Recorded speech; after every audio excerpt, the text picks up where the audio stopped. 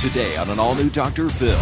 I just want my babies back. The dramatic search for two sisters abducted by their father. Now wanted by the FBI. Michael would tell me I would never see him again. Be there when Dr. Phil goes inside the religious group Let's proceed with caution. that may be hiding them. Well, hello. Sheriff's Department. He's not here.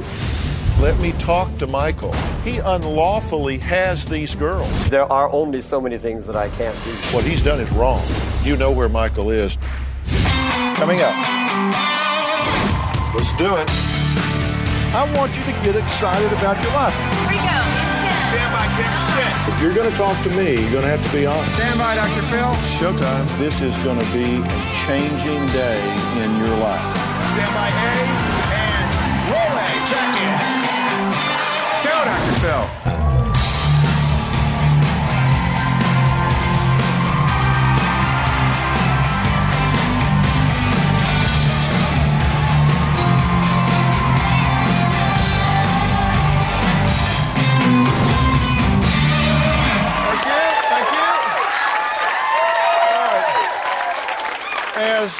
As all of you know, this year I am making it one of my missions to shine a light on missing children, to search everywhere and do whatever it takes to try to keep the children safe. When children are abducted, they are sometimes taken by strangers, as in the case of Elizabeth Smart or Samantha Runyon. But more often, it's a parent who snatches them, sometimes with terrifying results. Today, we're taking you inside the world of what some critics call a cult, while others refer to it as simple way of life. It's a story of child abduction by a father, now a fugitive of the law, who is living on the run with his two young daughters. Their mother, Michelle, is desperate to find them. Take a look. My daughters were abducted by their father, my ex-husband, Michael, on March 28th, 2005. We've all thought it would get better. Now we need to face up and admit we probably have underestimated him and what Michael is really capable of. I'm so scared. I don't want to see him again. Michael would get angry if he didn't think I was living up to the expectations of a wife. In his eyes, I could never do anything right. He would point a finger at me like he was going to poke it in my eye and just do it over and over and over, and I would beg him to stop. Michael teased my daughters, too. He would hold them upside down when they were infants, ask them to hug him, and if they refused him, he would threaten to spank them. He then started to pursue his religious calling to a purer way of life. We moved into a 1969 trailer in the woods in a very small community. We had no running water, electricity, or indoor plumbing. Our toilet was a 5-gallon bucket with a toilet lid. He read Bible verses, and we sang hymns at certain times of the day. Michael became friends with a man that was part of the Worldwide Church of God. The Worldwide Church of God has some very radical beliefs on the Bible. Michael started buying a lot of guns and rifles. His friend told both Mike and I that he could help us disappear from society if we needed to. Michael would threaten to take our daughters and go into the underground, tell me I would never see them again. I didn't want to lose my babies. Michael came across the Old German Baptist Church on the internet. I attended one service with Michael. This was not like any church I had ever been in. I thought, I can't do this anymore. I can't continue this roller coaster. So I came back to the area I grew up in, I got a job, and I got a divorce. Michael and I went through a custody evaluation, and the psychologist in charge founded for Michael. When the girls went to live with Michael, he made them dress in long skirts with long-sleeve blouses or in long dresses. He refused to put them in public school. He put them in Christian school setting. The girls missed a lot of school. Michael would claim it was because they had become ill, but the girls later let me know a lot of the times it was because they couldn't wake him up to take them to school. When Molly turned 13, she decided to join Michael's church. Molly began to dress in their uniform and looked like everybody else. My daughter wouldn't visit me. After 3 months of not seeing my daughter, I demanded regular visitation. After Molly started coming back, my daughters started to confide in me that they were terrified of their father. They would tell me things he said, and in the back of my mind it clicked. He was beginning to use the same emotional abuse on them that he had used on me. I sued for emergency custody of my daughters. On Friday, he was supposed to bring the girls early. He called me at 7 o'clock and told me that they were running late. That was the last time I ever talked to him. This ordeal has been very traumatic for all of us in our family. We hope and pray every holiday, every birthday that we're going to hear from those girls. It's going to be okay. We're just Now Michael is a federal fugitive of the law, and he faces child abduction charges which could result in a 5-year prison sentence. We believe he may be hiding at a religious colony run by a group called the Hutterites. There's an empty spot in my heart. I want to see him and hold him again. I just want my babies back. Well, it's difficult to watch, I know, because you miss these children terribly. And you had no indication that he was going to take them and run. No, I didn't. Look, there is nothing that I am going to say that is going to suggest that what he has done is acceptable, okay, legal, rational, anything of the sort. Abducting those children, taking them away from their mother is wrong, wrong, wrong. In fairness, I have to ask you some questions. Okay. The custody court, the family court, is often referred to as the woman's court. And for the court to award custody to Michael over you is a bold move. Tell me what your explanation of that is. My husband brought up things about my past, things that had happened before we even met. I had some difficulty with depression, which I am now being treated for, and I had 2 suicide attempts in my lifetime, and so he brought those up, and they decided he might be the more stable parent. You were evaluated by the court-appointed professionals, Right. and they indicated and opined that you had evidenced psychotic behavior in the past, that you had heard demons and voices in the past, and that you acknowledged that, correct? In the past, certainly not now. They had that in the report, but it was never asked of me. Okay, it's what he said. Okay, is it true or is it false? It's false. It was also reported that you had crashed 11 cars in 10 years, that you had had 19 jobs in a very compact period of time. Is that true? I did have a few car wrecks. It wasn't the number of 10. I had 6 of them in a 10-year span. As far as the jobs, they went back to 1986 for my job history, and that is why, I probably have had about 19 jobs from 86 to the time I left my ex-husband in 2000. The report also indicated that they found no corroboration of your allegations that there had been bruises on the children from Michael's beating them, that they did not sustain the allegations of sexual molestation that you had leveled against him, that the kids did not corroborate that they were cold and uncomfortable in the home that he had them in.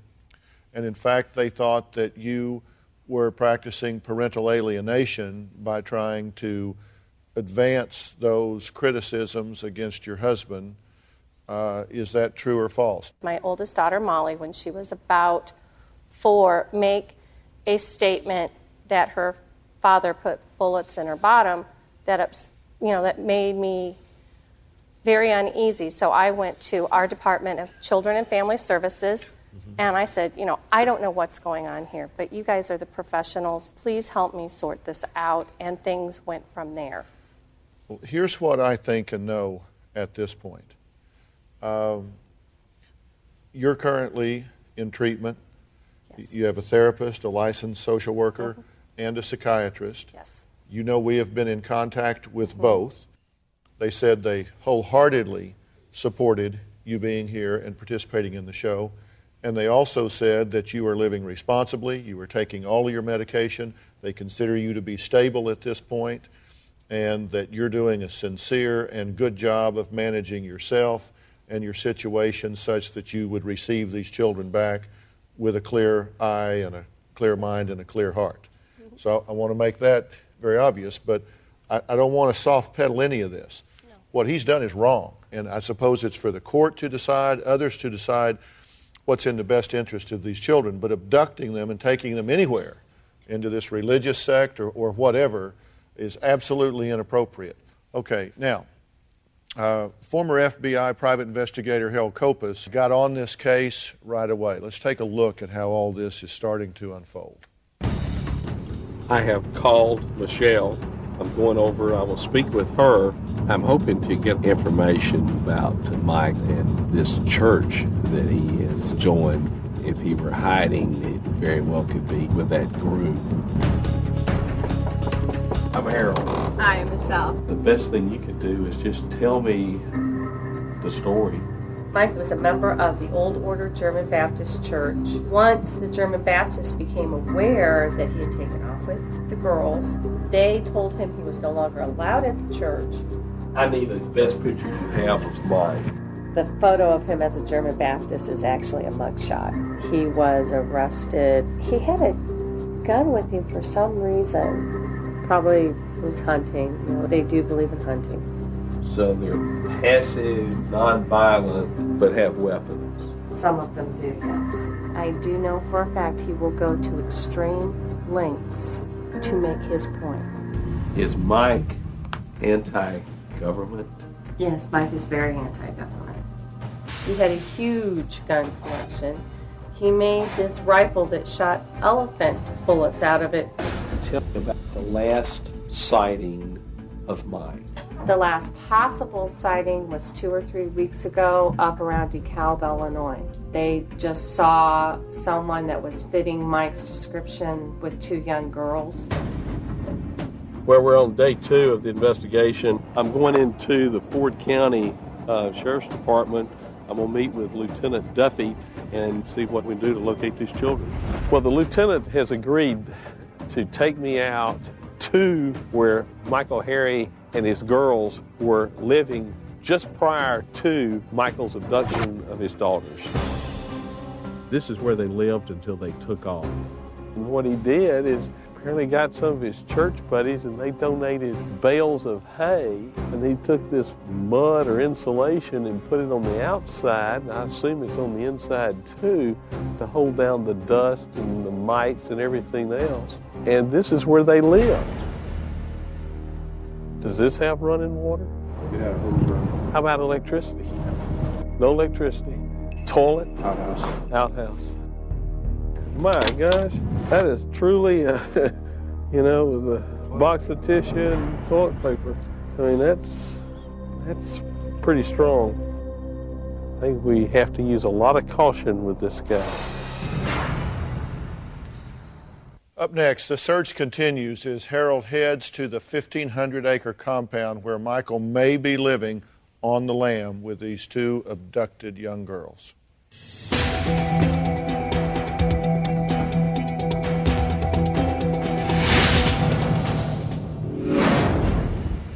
The sign says Elmendorf, which is what we're looking for. We're looking for Peter Hoover. Peter Hoover is an elder in the community, and he may be the key to where Mike and the girls are located. I understand you to say it's okay to not pay attention to that judge. Across this great country, from coast to coast, you've told me about the crossroads we're facing. That's exactly why I wrote We've Got Issues, How You Can Stand Strong for America's Soul and Sanity. This book isn't just a conversation starter. It's a roadmap for standing strong in the face of adversity, for embracing our core values when they're needed most. We're talking about real strategies for real people dealing with real issues, from navigating the complexities of today's polarized world to fortifying our families. And I set forth in the book 10 principles that I think are critical for a healthy society. This is not about politics. I'm not a politician, don't want to be a politician, don't know enough about politics to talk about it. But I talk about every angle of life as we know it, from family and relationships to the burning issues that are shaping our world today. We've got issues, how you can stand strong for America's soul and sanity. and you'll find it anywhere books are sold. It's about time we start addressing what truly matters.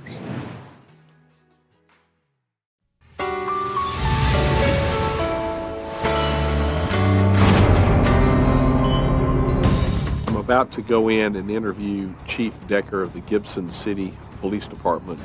A newspaper article said something about a controversial church. The Hutterites, is that how you pronounce it? Yeah, there's like 265 of these Hutterite colonies.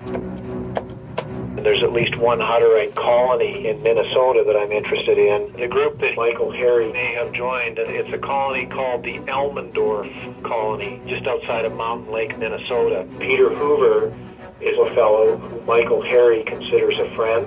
He seems to have become the de facto leader of the Elmendorf colony, and wherever there's trouble, you'll find Peter Hoover in the middle of it. I believe we have to follow through on the Minnesota lead now.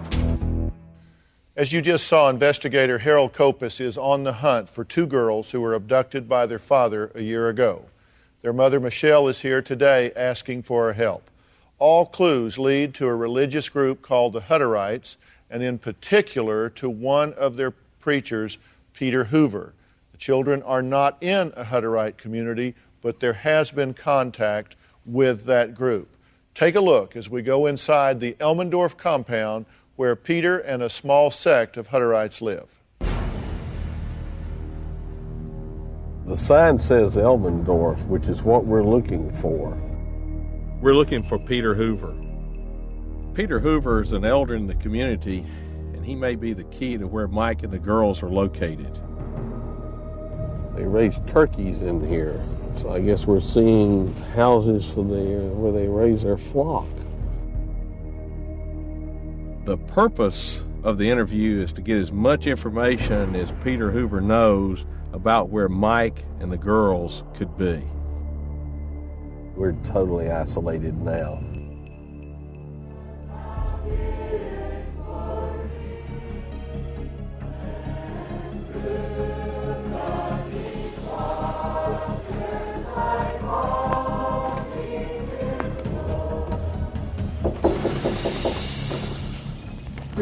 Is Peter here? Yeah.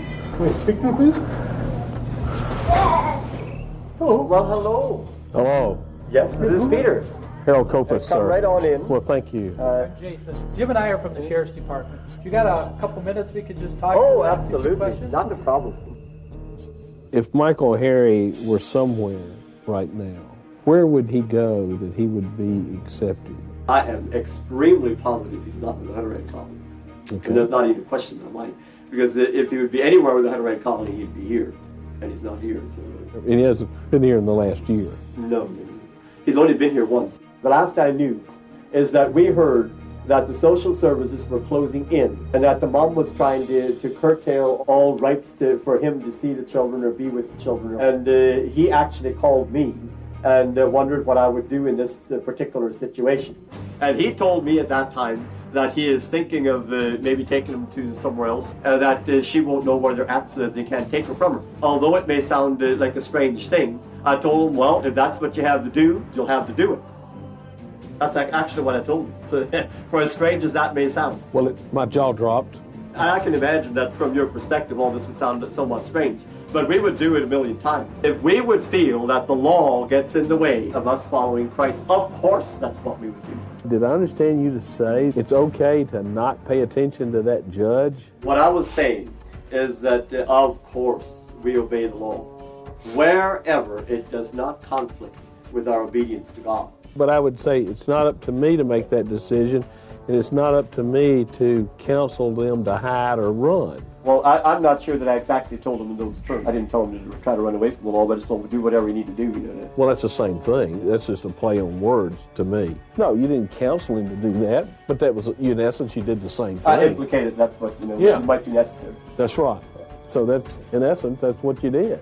That's possibly true. The bottom line is, I guess, I can't count on you. And what I'm saying to you is we need your help. We need everyone as a community, whether it's in your church or someone else. Well, I would look at it this way.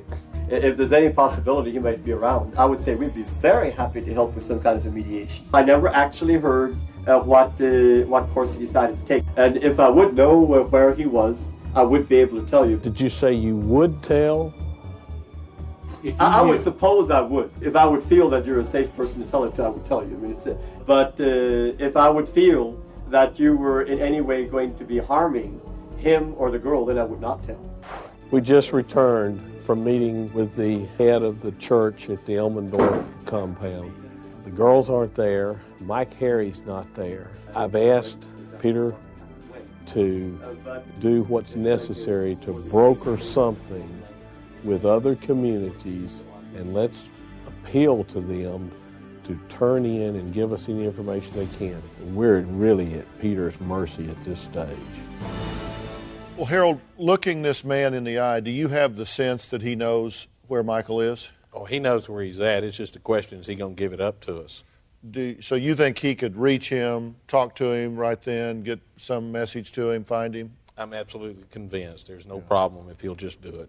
Well, coming up, Peter Hoover from the Hutterites is going to join us here on this stage. Does Peter know where Michael is? And is he going to tell us what we need to know to bring these girls home? We're going to find out when we come back.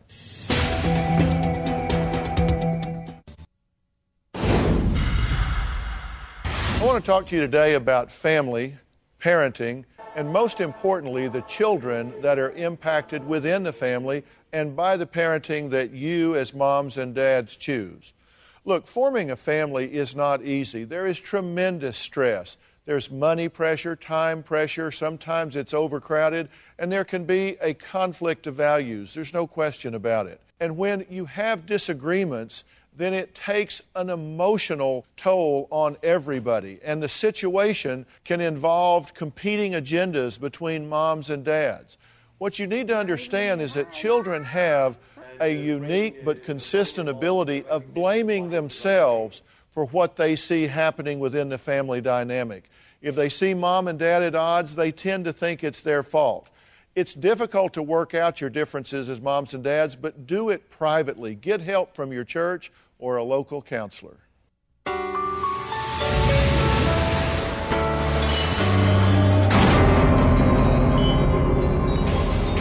Peter? Yes, hello, this is Harold. Yes, it is.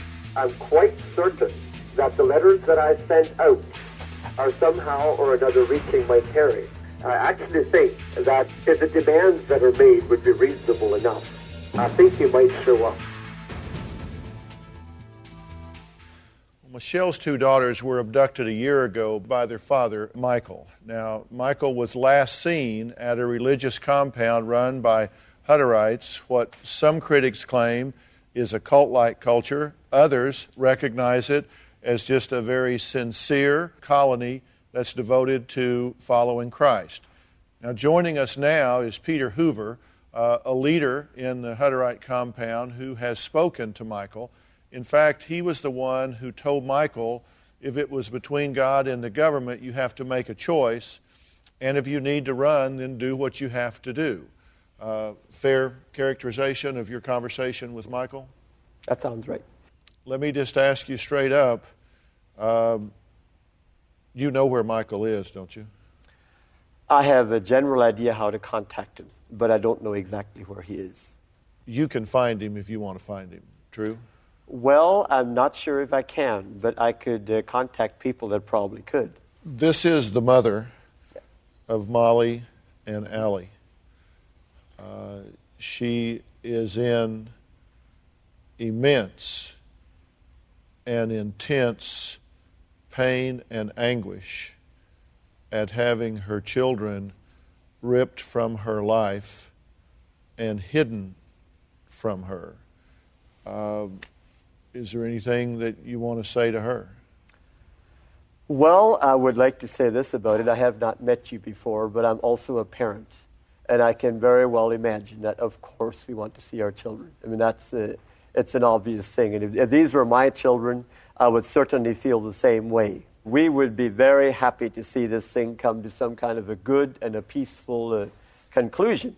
I was under the impression, and you can correct me if you like, that the girls felt that when they were back to your house for visitation, that they were under considerable pressure, that they should not, like Molly, since she was baptized a couple of years ago, that she felt she was under pressure to maybe not wear her brethren clothes and maybe put on jewelry and things of this nature, which she felt uncomfortable with.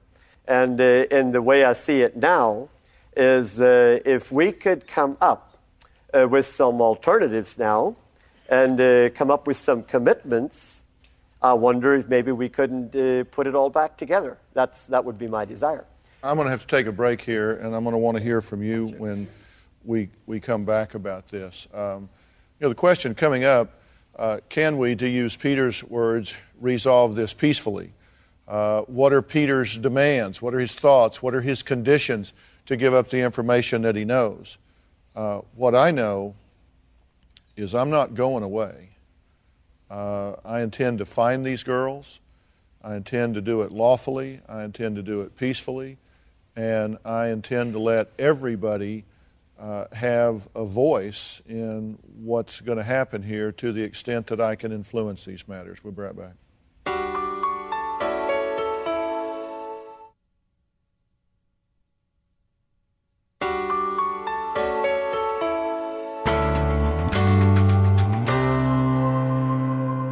Michael Harry abducted his two daughters nearly a year ago. It was known that he was involved in a religious sect called the Hutterites. Peter Hoover is joining us today. He is a representative of the Hutterites and has talked to Michael and knows where he might be in general and what religious group he seems to be affiliated with. Let me ask you a question first, and then I have a few questions for you, Peter, if I may. Did you pressure these girls? Did you cut their hair, make them wear jewelry, cast aside their religious beliefs and values to live in a more mainstream fashion? No, I did not. When they came to visit me, I had clothes for them. I had jewelry.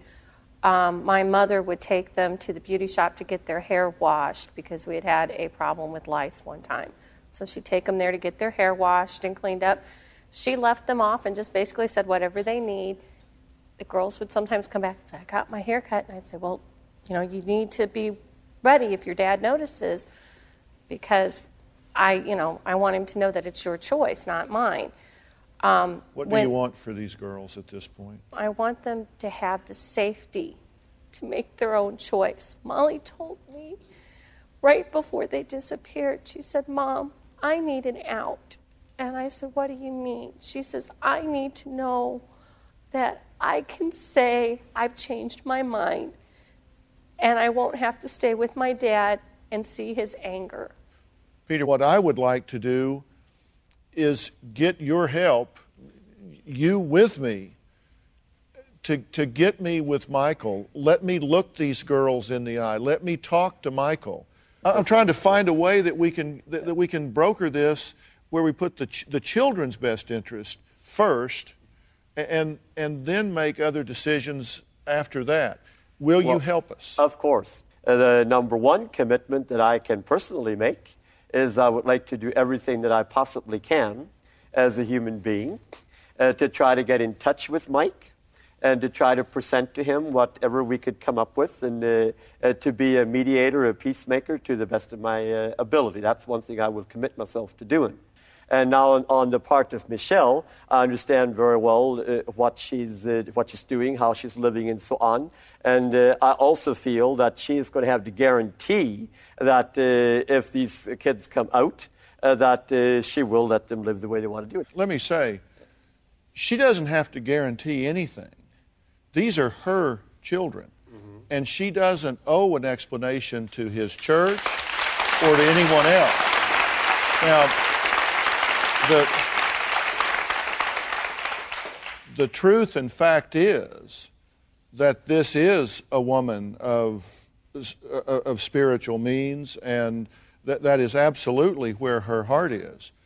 But it is not the position of Michael or the church to require her to guarantee anything about what she's going to do. It just so happens that I think they're very much aligned. What I'm saying is I want Michael and the girls to come out, sit down with you, certainly with me, with you, Harold, to protect whatever, and I consider that to be a safe platform to try to let reasoned minds figure out the best thing to happen here. Will you participate in that? I will certainly participate.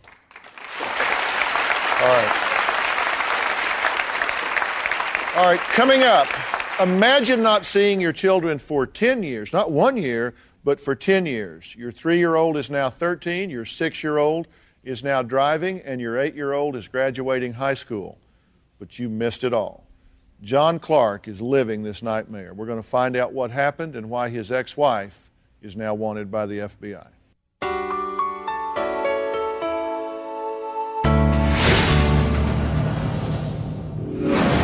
My ex-wife, Eileen, kidnapped my 3 kids 11 years ago.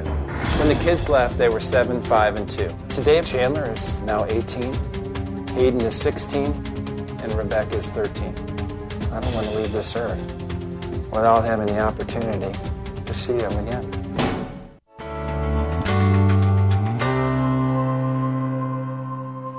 John has not seen his children in over 10 years. He calls it a living nightmare. I want you to take a look at what happened and why his ex-wife is now on the FBI's wanted list. Honey, Eileen. Hey, say hi to Daddy. Eileen kidnapped my 3 kids 11 years ago. Hi. I met Eileen in 1985. I fell madly in love with her. A year later, we were married. We had 3 kids together, Chandler, Hayden, and Rebecca. When the children were born, our relationship began to change. Eileen experienced postpartum depression. She was totally unable to get out of bed, to do the functions of a mother. The daddy dude and his ritual. Oh, please. We had no physical contact. This went on for months. Eileen was hanging out with a church group from South Africa, and they were guiding her. The closer she got with this religious group, the further and further away that we got. The last time I saw my kids was on February 10th of 1995. It was early in the morning. The kids were around the breakfast table. I kissed my 3 kids on the head, and I went to work. Bye, honey. I came home that evening, and she was gone. Everything was gone. Birth certificates were missing, diamond rings. She took all the money out of the accounts, and I was bankrupt. I had no idea where she was. And at the time, the police wouldn't help me find her anyway. They said they couldn't do anything. She had a right to do whatever she wanted. I spent the first night calling friends, relatives, and most of the time I spent talking with her parents, trying to figure out if they knew exactly where she went. And they told me no. I didn't sleep for days. I would say the lowest moment of my life. Not only had I failed at marriage, my kids were gone.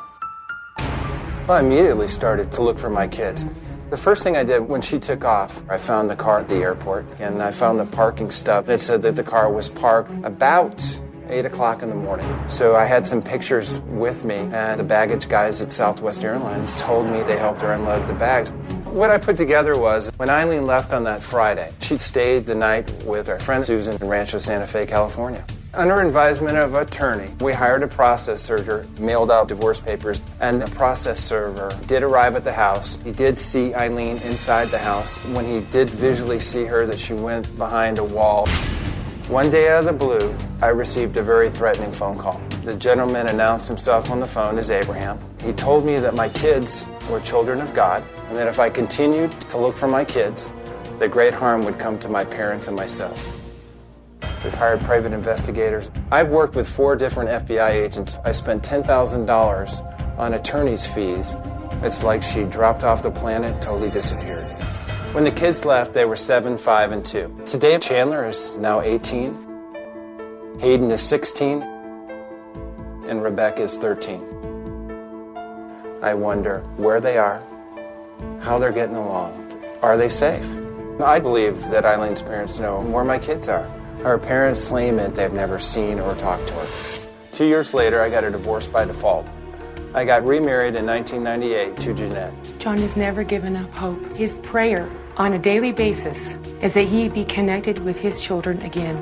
He's had almost 11 years of loss. He's had 33 birthday parties that he hasn't been able to be a part of. My greatest fear is I'll never see my kids again. I don't want to leave this earth without having the opportunity to see them again. I just truly hope they don't think I'm dead. Bye! Goodbye! Now, a year ago, her signature showed up on a court document, correct? A little over a year ago. That's correct. And there's an attorney on there as well. The document was to waive her right to appear so something could be adjudicated. Does that mean there's an attorney out there that knows where she is? Well, according to my agent that I work with at the FBI, they interviewed the attorney.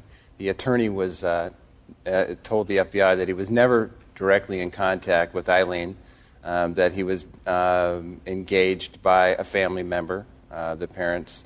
So he is telling the FBI that he has not been in contact or does not know her whereabouts.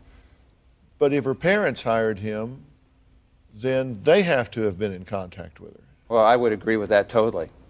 All right, we've got to take a break. When we come back, John confronts his ex-wife's parents. How much do they know? Have they been aiding and abetting his ex? Now, John and a private investigator knock on their door for answers. We're going to find out what happened when we come back.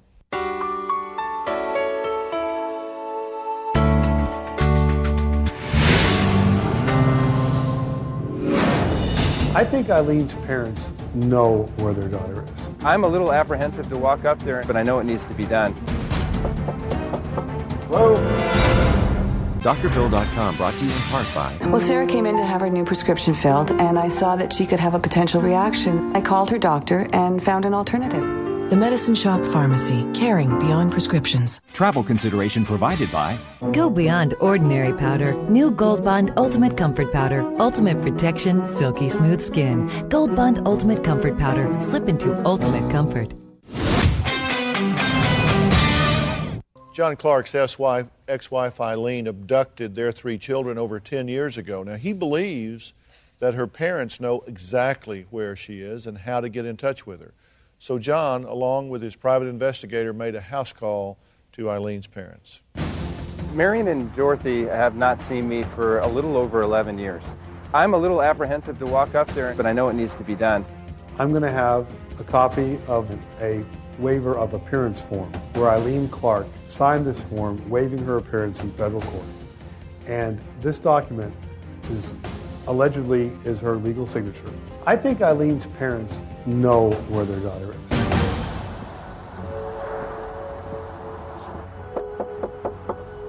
Hello?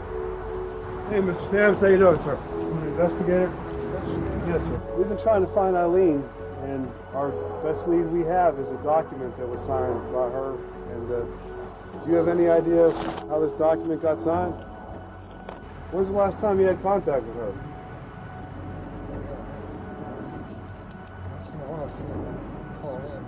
Where does she call from? We don't know. Well, what is do you have caller ID? Yeah. This was a waiver of appearance that she signed. It does look like her signature, doesn't it? That's what I remember. Have you heard from her? Well, yeah, I said I got a call a couple of months ago. Do you know the number, or is there a way we can help? Would you give us access to your phone records? No. You won't? I don't keep any records. It's been 11 years, Marion. She calls. She calls? They don't call. Where did she call from? We really want to help Mr. Clark and help you see your grandchildren. I don't know whether she'd be willing to come in or not. I don't know. Well, why don't we give her the opportunity to do that? How's your dad? They're fine. Your mom all right? They're fine. They're both fine. You remarried yet? Yes, I am. Well, I figured you'd be by now. You got any kids? No, No. No. Is she in any kind of a group or organization that, as far as you know, or as far as I know, she's not. Do you think she's in the country, or do you think she's out of the country? I don't know. I can't tell. How about mail? Have you gotten any mail from her? Nothing? Do you think I could ask your wife to come out and talk to her? So we're really concerned. It's been 11 years since Mr. Clark has seen the children. It's just, I mean, I don't... 98, 95. 95. How come you haven't helped anybody find her? I mean, you act like you all are concerned, but you don't do anything about it. You don't even call me. You don't talk to me, you don't do anything. All I get is you guys hiring attorneys. You got a warrant, I don't know. That wasn't me, that's the state of New Mexico. That's not John Clark. You're behind it. It just seems like the decent thing to do to help us find her. Or at least put us in some kind of contact to know the kids are safe. I mean, I can't even imagine not seeing my grandchildren, and I have a grandson. You haven't seen him in 11 years? Close to that, I guess. I'm sorry I can't do much more help. Well, can I call you if I have any? Mom and Dad, hello. If I have any questions, and can I give you a call? Is that okay? I'd rather you wouldn't. I mean, it would seem like a time for reconciliation, a time to bring this back together. Have you got a card or something? Yes, I do. Maybe Mrs. Sims would like to say hello to John? No, I don't think so. He's going to have an operation. Well, I'm sorry about that. That would be a good time to see her daughter and her grandchildren. This is not okay. It's not okay for you, not okay for your wife, and it's certainly not okay for John. There's a warrant out, and she is a fugitive. Truth is sometimes hard, and maybe you just don't want to tell us, but it seemed like you would have some idea of, I mean, is she in the country at least? She's had a better experience. I've had a very bitter experience, Marion. Well, take care of yourself. He lied. She's going to get on the phone now and call her. He knows he's broken the law. That's harbored a fugitive. I was getting a little angry. He spent more time asking me direct questions about how my parents were than he was about dealing with the issue at hand. We just hope that the American people out there are going to see her on Dr. Phil, and that we'll have more leads, and we'll be able to put an end to this.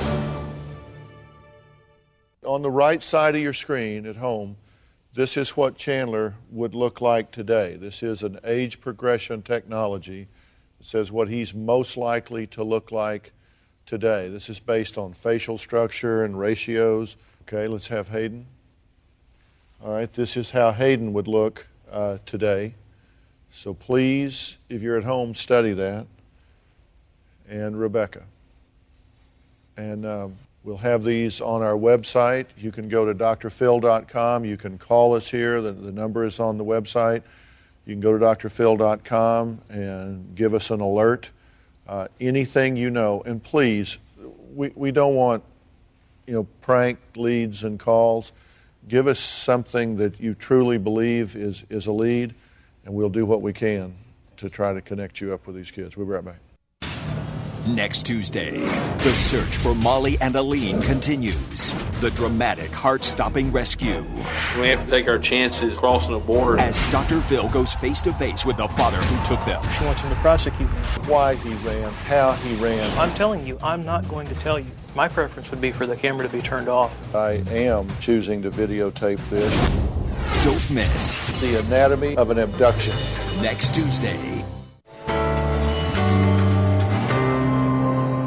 I want to thank all my guests today, and a special thanks to Harold Kopis and his company, Investigative Solutions. If you have any information on either Michael Harry and his two daughters or Eileen Clark and their three children, please contact Investigative Solutions at 770-220-1912 or the National Center for Missing and Exploited Children at the 1-800-THE-LOST. That's 1-800-843-5678. You'll find these numbers on our website along with a list of missing persons resources. Thanks for being here today. So long.